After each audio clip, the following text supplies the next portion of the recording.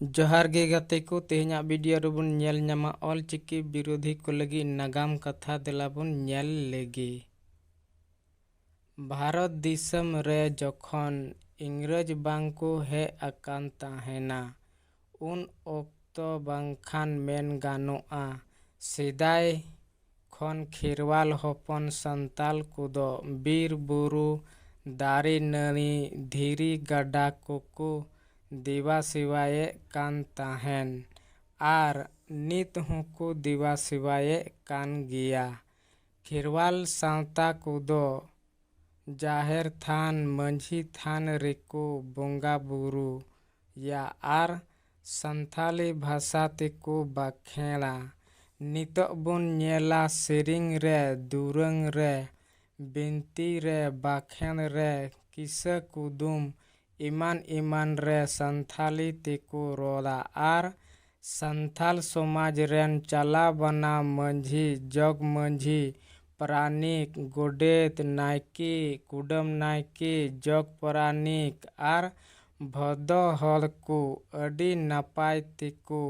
चलावे कान ताहेन। उना ओक्ते रे भारत दिसम ते जाजाबर को यानी आर्य को हे सेटेरिना आर खेरवाल को साव को गातीना गाती काते खेरवाल कोआ कमजोरी आर दाड़ी को बुझ तियो किदा। इन ताइनम खेरवाल को साव अन्याय अत्याचार को एहब किदा आर रोडोय कोचलन सावते गोय गोपय हो चला कान ताहेन। खेरवाल कोआ शासन व्यवस्था जुमिदारी चाबायना हानते नाते बीर गजार कोरे दल काते को उकुइना जेमन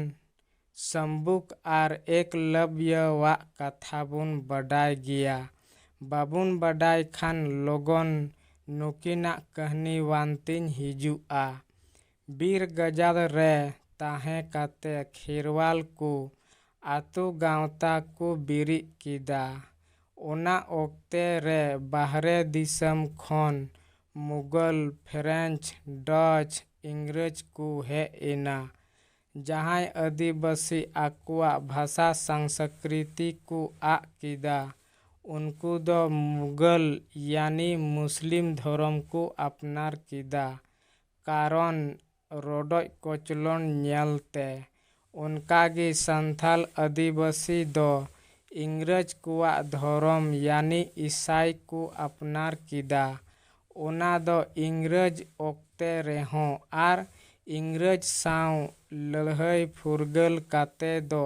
सांगे गे को अपनार किदा आर नित हुको अपनारे कान गिया कारण संथाल समाज रेदो रोमो बोलो डांडम बारन हिंसा सुय डन पंजा इमान इमान कारण मेनखान संथाल को भाषा दो अडी जियर बाको आ अकादा आर संस्कृति दो मिना गिया मेनखान नित काते समय लिका दो बांग मेन गानो आ संथाल आदिवासी दो जहां धर्म रेगी को सेन अकान भाषा दो ताको संथाली गी भाषा दो अडी मारंग दाले जिनिस कना जुमित कना सेचे कना मेनखान भाषा दो इटा लिपि ते दो पुष्टव बांग ओलोआ जेलिका हिंदी भाषा दो रोमन लिपि ते पुष्टव बांग ओलोआ ओनाते हिंदी भाषा लगी देवनागरी लिपि को तैयार अकादा। उनका संथाली भाषा रोमन से देवनागरी लिपि ते पुष्टव बांग ओलोते पंडित रघुनाथ मुर्मू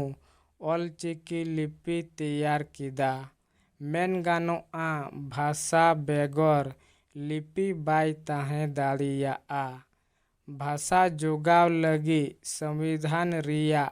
8वीं अनुसूची रे आंगोज दरकार आर संथाल भाषा 8वीं अनुसूची लगी दिसम हल कोआ ᱞᱮᱛᱟᱲ ᱟᱱᱫᱳᱞᱚᱱ ᱛᱮ ᱦᱩᱭ ᱟᱠᱟᱱᱟ᱾ ᱚᱱᱟ ᱨᱮ ᱢᱤᱫ ᱢᱟᱦᱟᱱ ᱵᱮᱠᱛᱤᱭᱟᱜ ᱧᱩᱛᱩᱢ ᱦᱤᱡᱩᱜᱼᱟ, ᱥᱟᱞᱠᱷᱟᱱ ᱢᱩᱨᱢᱩ᱾ ᱚᱱᱟᱛᱮ ᱯᱟᱹᱨᱥᱤ ᱡᱤᱛᱠᱟᱹᱨᱤᱭᱟᱹ ᱠᱚ ᱢᱮᱛᱟᱭᱟ᱾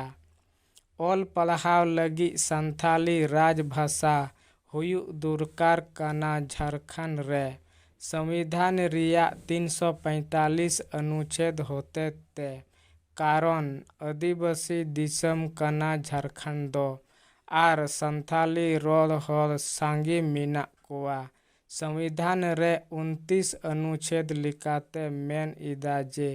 ᱵᱷᱟᱥᱟ ᱨᱮᱭᱟᱜ ᱞᱤᱯᱤ ᱡᱚᱜᱟᱣ ᱞᱟᱹᱜᱤᱫ ᱚᱫᱷᱤᱠᱟᱨ ᱢᱮᱱᱟᱜᱼᱟ।